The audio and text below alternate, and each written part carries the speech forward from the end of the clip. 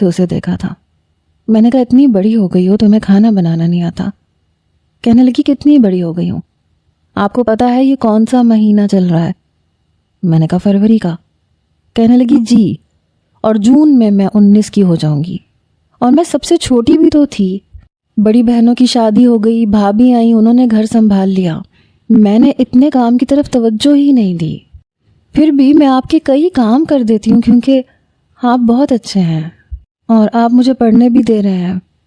میں نے کہا تو پھر تم تھوڑی اور اچھی ہو جاؤ نا میرے لیے، پلیز کھانا بنانا سیکھ لو، امی سے پوچھ لینا، امی تمہیں سکھا دیں گی۔ میری ماں کا نام سن کے اس کے ماتھے پہ بل پڑے، لیکن بولی کچھ نہیں۔ میں نے کہا کیا ہوا، بات کیوں نہیں کر رہی؟ کہنے لگی مجھے سونا ہے، صبح سب کے لیے ناشتہ بھی تو بنانا ہے نا۔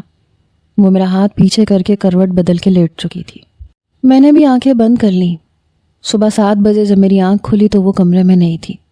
میں پھر سے آنکھیں بند کر چکا تھا کیونکہ ناشتہ ہمارے گھر میں 8 بجے ہی کیا جاتا تھا۔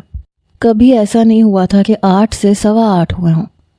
کچھ دیر آنکھ بند کی، پھر اٹھ کے تیار ہو کے جب باہر آیا تو دوپٹہ کمر پہ باندھے، پسینے سے شرابور، وہ ٹیبل پہ سب کا ناشتہ رکھ رہی تھی۔ میری والدہ اسی وقت اٹھ کے نیچے اتری تھی۔ ان کا اور بابا کا کمرہ نیچے تھا اور ہمیں اوپر کا کمرہ دیا گیا تھا۔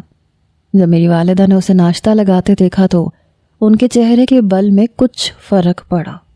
وہ کہنے لگی میں نے سب کا ناشتہ بنا دیا ہے۔ میری والدہ کہنے لگی اچھی بات ہے، تم نے گھر کی ذمہ داری سنبھال لی۔ سب لوگ ناشتہ کرنے بیٹھ چکے تھے جب میں نے دیکھا کہ رجا ناشتہ کرنے کے بجائے کمرے کی طرف جا رہی تھی۔ میں نے کہا رجا ناشتہ نہیں کرو گی؟ کہنے لگی نہیں مجھے تیار ہونا ہے، یونیورسٹی جانا ہے، میں آتی ہوں بھی۔ یہ سن کے پھر میری ماں کے ماتھے پہ بل پڑے۔ میں ناشتہ کرنے لگا۔ حمزہ کہنے لگا بھابھی بس 10 منٹ ہیں آپ کے پاس، جلدی کریں میں لیٹ ہو جاؤں گا۔ حمزہ بھی جلدی جلدی ٹوسٹ پہ جیم لگا کے کھا رہا تھا۔ جب میری والدہ نے کہا کہ تم یونیورسٹی جاؤ، رجا نہیں جائے گی، میں جو چائے اپنے کپ میں ڈال رہا تھا میں نے اپنی والدہ کی طرف دیکھا۔ میں نے کہا کیوں نہیں جائے گی امی؟ شروع کی کلاسز ہیں اور بیسک ہیں، سب کچھ ابھی سکھایا جا رہا ہے، اور ابھی اس نے ناشتہ بنا تو لیا، وہ تیار ہونے گئی ہے۔ میری والدہ کہنے لگی تو دوپہر کا کھانا کون بنائے گا؟ حمزہ زیادہ بحث کی ضرورت نہیں ہے میرے سامنے، چلو جاؤ۔ وہ چپ ہو گیا۔ میں نے کہا امی میرے خیال سے رات میں اتنا کھانا پکتا ہے کہ دوپہر کا گزارا ہو سکتا ہے، اور دوپہر کو ہوتا ہی کون ہے، آپ ہوتی ہیں یا پھر بابا ہوتے ہیں؟ میری والدہ کہنے لگی اور ملازمین کا کھانا کون بنائے گا؟ میں نے کہا ان کا کھانا رضیہ بنا لے گی، اتنا تو وہ کر ہی سکتی ہے، آپ پلیز رجا کی